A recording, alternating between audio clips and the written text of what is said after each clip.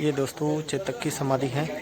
Main Chetak की जो हल्दी घाटी के अंदर समाधि है वो ये समाधि है, देख सकते हैं मेरे पीछे। यही महाराणा प्रताप का चेतक जो है उसने अपना प्राण निकले थे। बहुत ही सम्मानीय जगह है ये, देख सकते हैं आप।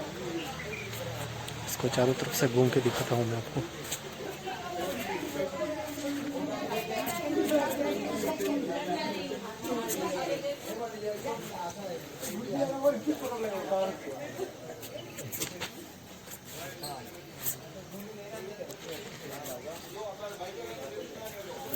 ये देखिए, ये पूरी चारों तरफ से इसका क्लोजअप है, ये देख सकते हैं। महाराणा प्रताप बैठे हुए घोड़े पे, और ये महादेव जी का बना हुआ है स्थान। इसी प्रकार से यहाँ पर इसकी पूजा की जाती है।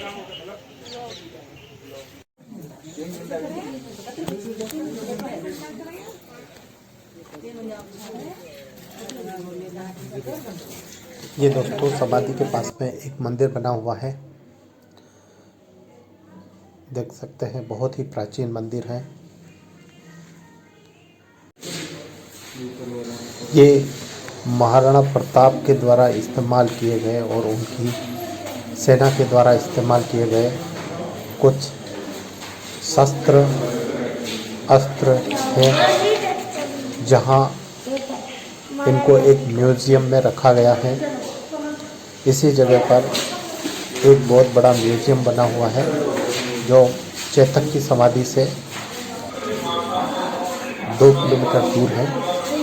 इस म्यूज़ियम में आप देख सकते हैं उस समय के वीर योद्धाओं द्वारा इस्तेमाल किए गए सारे अस्त्र शस्त्र और उनकी जो सारी वीर गाथाएं हैं उनको यहाँ पर चित्रों में बताया गया है। और सारे वीर योद्धाओं के यहाँ पर आप देख सकते हैं म्यूज़ियम में उनकी मूर्तियाँ बनाई गई हैं।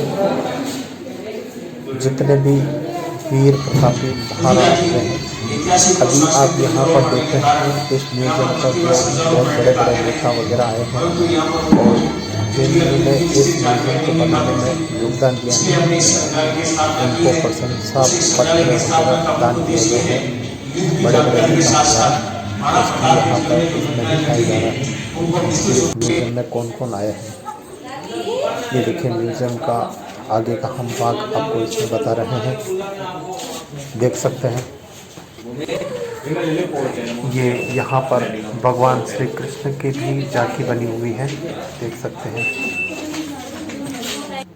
जो मेवाड़ के महाराणाओं से संबंधित और प्रमुख रूप से हल्दी घाटी युद्ध से संबंधित जितना भी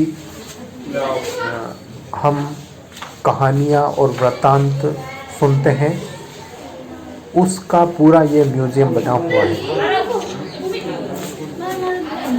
बड़े बड़े वीर योद्धाएं यहाँ पर उनके मूर्तियाँ बनी हुई हैं।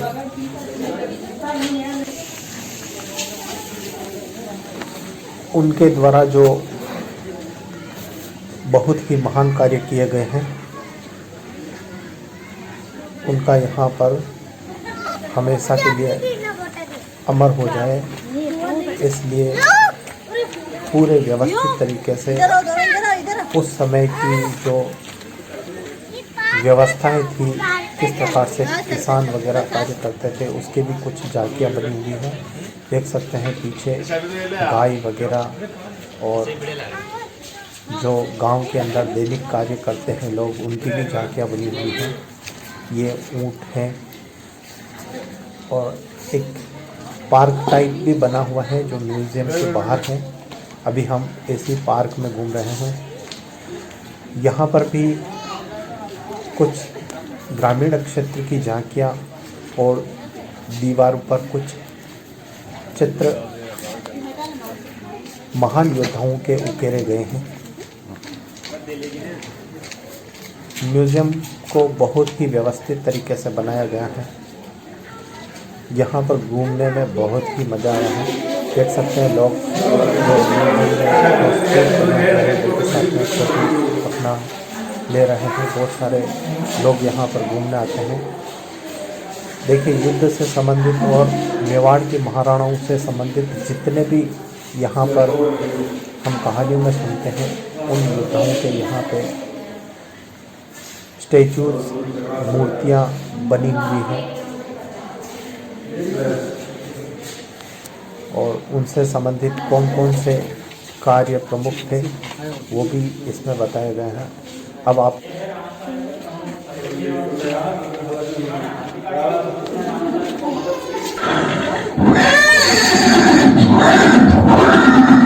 ये दृश्य महाराणा प्रताप और सुविख्यात स्वामी भक्त घोड़े चोतक के अंतिम मिलन का है।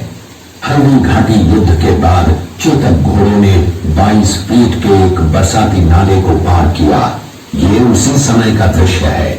पास में खड़े महाराणा प्रताप के छोटे भाई शक्ति सिंह हैं, जो पहले मुगल सेना में थे।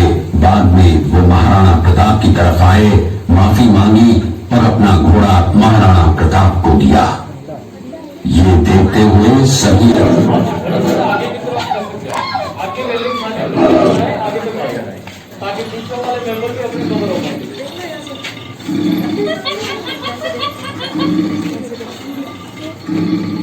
ये घटना महाराणा प्रताप की वीरता को दर्शाती है।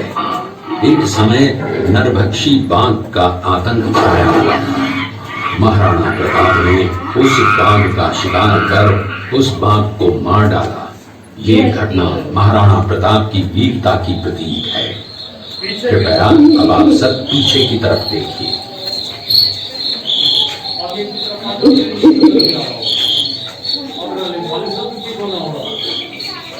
इस दृश्य में देखिए महाराणा प्रताप अपनी प्रतिज्ञा का पालन करते हुए। महाराणा प्रताप ने प्रतिज्ञा की थी कि जब तक अपनी मातृभूमि को शत्रुओं से मुक्त नहीं करा लेता, तब तक न तो मैं महलों में रहूंगा, न किसी धातु के पात्र में भोजन करूंगा, न किसी गद्दी के बिछौने पर सोऊंगा। पत्ते ही भोजन के पात्र होंगे, जमीन ही बिछौना होगा। इस प्रतिज्ञा का पालन उन्होंने 21 वर्षों तक जंगलों में रहकर किया।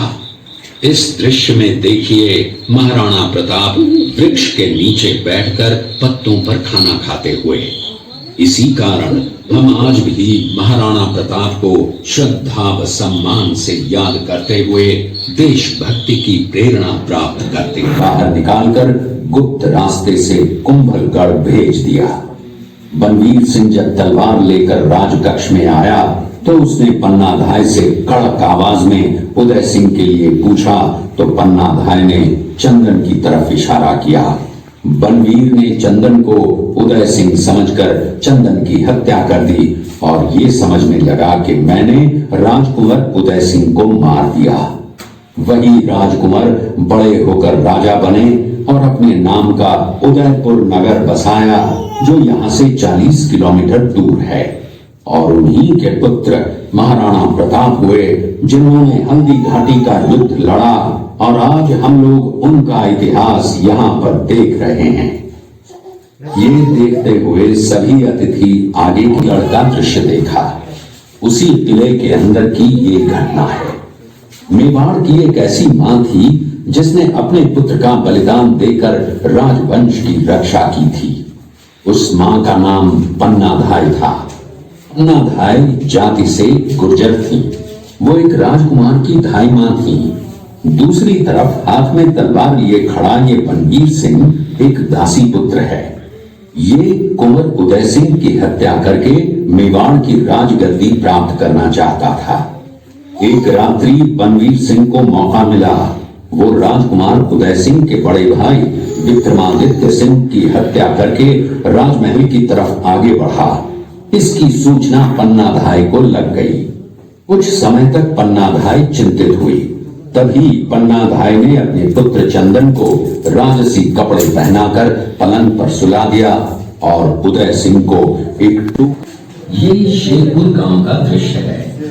अब्दुल रहीम खान खाना अजमेर का सूबेदार था।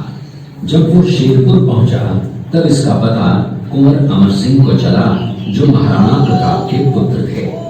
अमर सिंह ने शेरपुर छावनी पर अचानक आक्रमण कर दिया। उस आक्रमण में मुगल सेना में भगदड़ मच गई। मुगल सेना को अपनी छावनियों को छोड़कर भागना पड़ा। छावनियों के अंदर से लूटा हुआ माल व अब्दुल रहीम खान खाना, जिसकी बेगम आनी खान को बंदी बनाकर महाराणा प्रताप के सामने पेश किया गया। तब अमर सिंह पर महाराणा प्रताप क्रोधित हुए और कहा, जहां से इस नारी को बंदी बनाकर लाए हो, इसे पुनः ससम्मान लौटा कर आओ। महाराणा प्रताप ने कहा, हमें नारी से कोई दुश्मनी नहीं है, हमें तो देशद्रोहियों से दुश्मनी है, जिन्होंने चारों तरफ आतंक फैलाया है। महाराणा प्रताप के आदेश का पालन करते हुए कुंवर अमर सिंह ने उस मुगल नारी को ससम्मान छावनी तक पहुंचाया। इस प्रकार महाराणा प्रताप ने अपने क्षत्रिय राजपूत धर्म का पालन किया और पराई स्त्रियों को मां, बेटी और बहन का दर्जा दिया। ये है महाराणा प्रताप का चरित्र और नैतिक उदारता का परिचय। ये देखते हुए सभी अतिथि आगे की तरफ चले। प्राचीन राजधानी चित्तौड़गढ़ का है। इसी किले के अंदर महाराणा प्रताप का बचपन बीता था। इस किले की तलहटियों में महाराणा प्रताप ने अपने गुरु से शिक्षा प्राप्त की थी। ये किला 12 वर्ग किलोमीटर में फैला हुआ है। इस किले पर जब भी विदेशी आक्रांताओं ने आक्रमण किया और उस आक्रमण में कोई भी राजा व सैनिक वीर गति को प्राप्त कर लेते, तो उनकी पत्नियां वीरांगनाएं अपने सतीत्व की रक्षा करने के लिए जलती हुई अग्नि में कूद प्राणों को त्याग देती थी, जिसे हम जौहर कहते हैं। चित्तौड़गढ़ में 3 मुख्य बड़े जौहर हुए थे। प्रथम जौहर 1303 ईस्वी में रानी पद्मिनी ने 16,000 स्त्रियों वीरांगनाओं के साथ जौहर किया था, सिर्फ अल्लाउद्दीन खिलजी के कारण। दूसरा जौहर 1535 ईस्वी में दिल्ली के शासक बहादुर शाह के समय में रानी कर्मावती ने वीरांगनाओं के साथ किया। और तीसरा जौहर 1568 ईस्वी में सम्राट अकबर ने चित्तौड़गढ़ पर आक्रमण किया। उसी समय रानी फूलकुंवरी ने 7,000 वीरांगनाओं के साथ जौहर किया। फिर भी सम्राट का मन नहीं भरा। अंत में 30,000 आम लोगों का कत्लेआम करवाना, मौत के घाट उतरवाना, ये सम्राट का वास्तविक चेहरा था। इस किले में देखने योग्य विजय स्तंभ है, कीर्ति स्तंभ, मीरा मंदिर, जैन मंदिर, कालिका माता मंदिर, भामाशाह हवेली, कुंभाश्याम मंदिर, फतेह प्रकाश महल है। ये किला यहाँ से 140 किलोमीटर दूरी पर है। ये देखते हुए सभी अतिथि आगे की तरफ चले। ये कुंभलगढ़ किला है। इस किले का प्राचीन नाम मच्छिंद्रगढ़ है। इस किले का निर्माण महाराणा कुंभा ने करवाया था। इस किले के अंदर 9 मई 1540 ईस्वी में महाराणा प्रताप का जन्म हुआ था। इस किले की ऊंचाई समुद्र तल से 3,568 फीट की है। इस किले की दीवार 36 किलोमीटर तक फैली हुई है। इस दीवार का नाम ग्रेट वॉल ऑफ चाइना के बाद द्वितीय पायदान पर दर्ज है। इस किले के अंदर 360 प्राचीन मंदिर हैं। उन मंदिरों में से जग प्रसिद्ध महादेव का मंदिर सबसे प्राचीन है। कुंभलगढ़ किला यहाँ से 65 किलोमीटर की दूरी पर है। कृपया अब आप का है। हल्दी घाटी युद्ध के बाद महाराणा प्रताप अपनी प्रतिज्ञा का पालन करने के लिए वनवासी जीवन व्यतीत करने लगे। उनके पास पर्याप्त संपत्ति नहीं थी, तो उनके वित्त मंत्री भामाशाह ने अपनी सारी सुख सुविधा को छोड़कर अपने राजा को स्वयं का धन 25 लाख रुपए व राजकोष में 20,000 अशर्तियां देश के लिए अर्पित की, जिससे महाराणा प्रताप ने 12 वर्षों तक अपनी सेना को संगठित किया, सैन्य शक्ति को बढ़ाया और मेवाड़ मातृभूमि को आजाद करवाया। कृपया अब आप सब पाली जिले के अखेराज सोनगरा की पुत्री एवं महाराणा उदय सिंह की महारानी जयवंत कंवर की कोख से विक्रम संवत 1597 में अर्थात 9 मई 1540 को बाल्यकाल चित्तौड़गढ़ में गुजरा। सन 1567 में अकबर ने जब चित्तौड़गढ़ पर आक्रमण किया तो मेवाड़ के प्रमुख सरदारों और सेना नायकों के आग्रह पर महाराणा उदय सिंह ने चित्तौड़गढ़ छोड़ दिया। अपने देश, कुल, गौरव और मातृभूमि की मर्यादा के लिए प्राण न्योछावर करने वाले योद्धाओं और ललनाओं से प्रताप ने न केवल सीख ली बल्कि ये घटना उनके जीवन का आधार बन गई। फरवरी 1572 को महाराणा उदय सिंह का देहांत हुआ। प्रताप की ज्येष्ठता और योग्यता को ध्यान में रखते हुए सरदारों ने उनको राजगद्दी पर आसीन किया। होली के दिन उनका गोविंदा में राज तिलक हुआ। उस समय तक लगभग सभी राजाओं ने अकबर की अधीनता स्वीकार कर ली थी। एकमात्र महाराणा प्रताप ने अपना मस्तक अकबर के आगे नहीं झुकाया। प्रताप मुगलों से लोहा लेने की तैयारी में जी जान से जुट गए। 18 जून 1576 की सुबह हल्दी घाटी और खन्नौर के मध्य एक मैदान में ऐतिहासिक युद्ध हुआ। महाराणा प्रताप की सेना गोगुंदा से हल्दी घाटी पहुंची, जबकि सेनापति मानसिंह के नेतृत्व में मुगल सेना ने हल्दी घाटी के ठीक नीचे मैदान में अपना मोर्चा जमाया। मुगल सेना के हरावल दस्ते द्वारा घाटी में घुसपैठ करने के प्रयास की प्रतिक्रिया स्वरूप महाराणा प्रताप की सेना मुगलों पर टूट पड़ी। प्रताप के हरावल सैन्य दलों का नेतृत्व पठान हाकिम खान सूर कर रहे थे। भीरू राणा, जो राणा कुंजा के नाम से भी जाने जाते हैं, उनके नेतृत्व में भील आदिवासियों में गोरिल्ला पद्धति से युद्ध करते हुए मुगलों के छक्के छुड़ा दिए।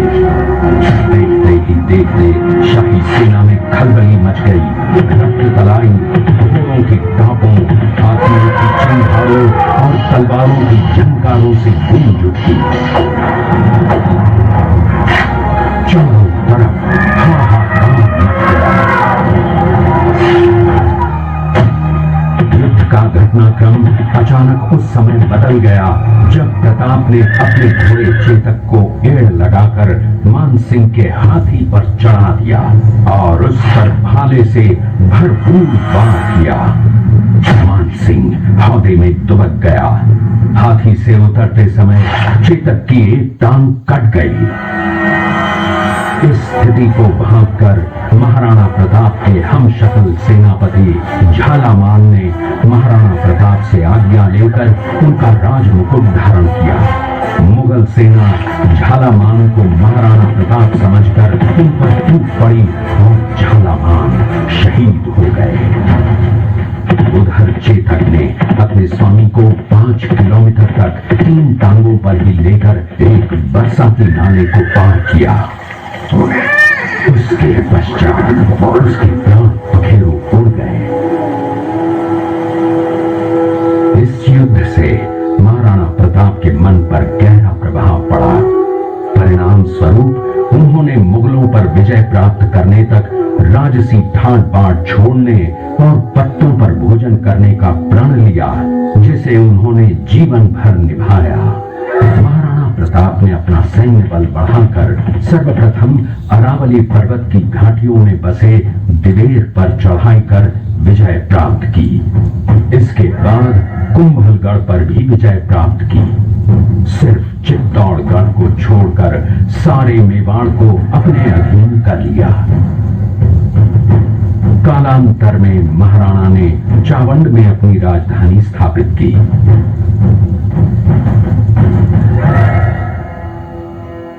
19 जनवरी 1597 को राणा प्रताप ने मात्र 57 वर्ष की आयु में इस संसार से प्रयाण किया।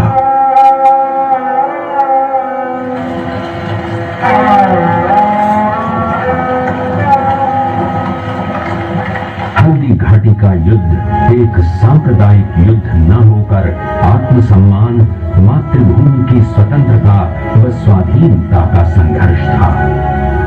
इसका प्रमाण ये है कि जहां पर अकबर की सेना के सेनापति जयपुर के राजा मानसिंह थे, वहीं पर महाराणा प्रताप की सेना के सेनापति काबुल के हाकिम खां सूर थे। महाराणा प्रताप स्वतंत्रता की वेदी पर एक ऐसा अंगारा था जो आत्मसम्मान। दोस्तों, ये थी महाराणा प्रताप से संबंधित डॉक्यूमेंट्री, जिसमें महाराणा प्रताप के बारे में आपको संक्षिप्त उनका जीवन परिचय तथा उनके द्वारा लड़े गए कुछ युद्धों के बारे में इस डॉक्यूमेंट्री में बताया गया है। यह एक यहाँ पर थिएटर बना हुआ है संग्रहालय में, वहाँ पर हमारे को दिखाया गया।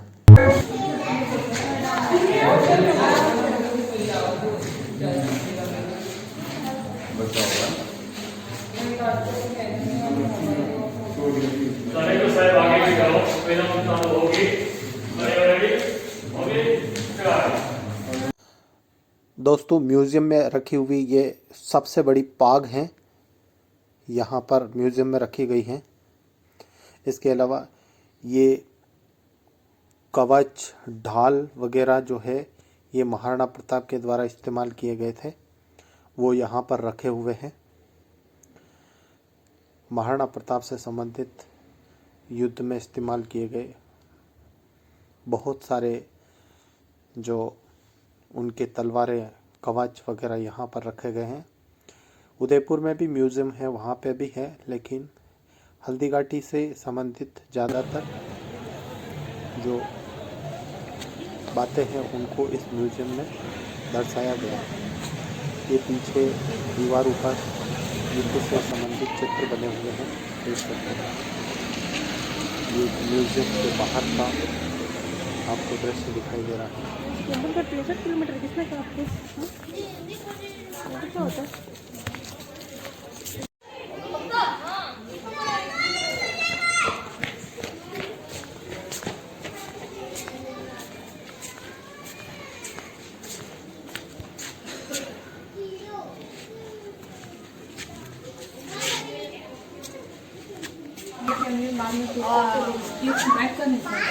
क्या हो क्रेडिबल है?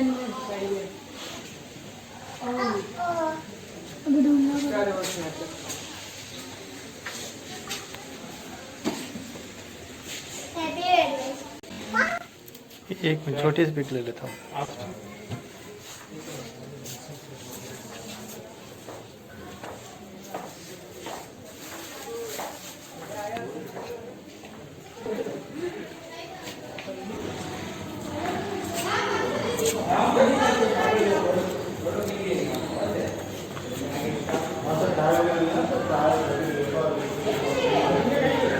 गाय पे बैठे जाना है, गाँव पे बैठेगा।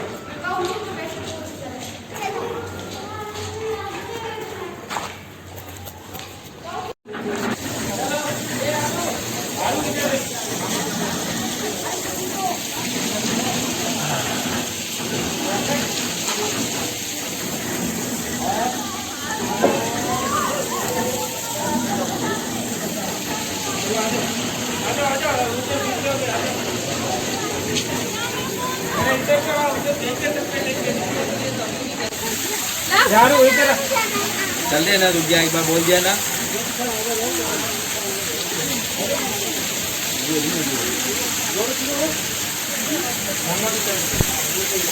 तो दोस्तों, ये था आज का वीडियो। आज के वीडियो में हमने हल्दी घाटी और वहाँ पर जो महाराणा प्रताप से संबंधित कहानी थी उससे संबंधित आपको बहुत सारी बातें बताई हैं। संग्रहालय वहाँ पे बना हुआ है, उससे संबंधित बातें बताई हैं। अगर आपको ये वीडियो पसंद आया है तो वीडियो को लाइक कर दें, और अगर चैनल पर पहली बार आए हैं तो चैनल को आप सब्सक्राइब कर लें। और अगर आप चाहते हैं इसी प्रकार की बहुत सारी इंफॉर्मेटिव जानकारी हम आपको हमारे चैनल के माध्यम से देते रहें, तो आप आपके चैनल को आपके दोस्तों को भी शेयर करें। आपको इसी प्रकार की अच्छी जानकारियाँ चैनल पर मिलती रहेंगी। धन्यवाद।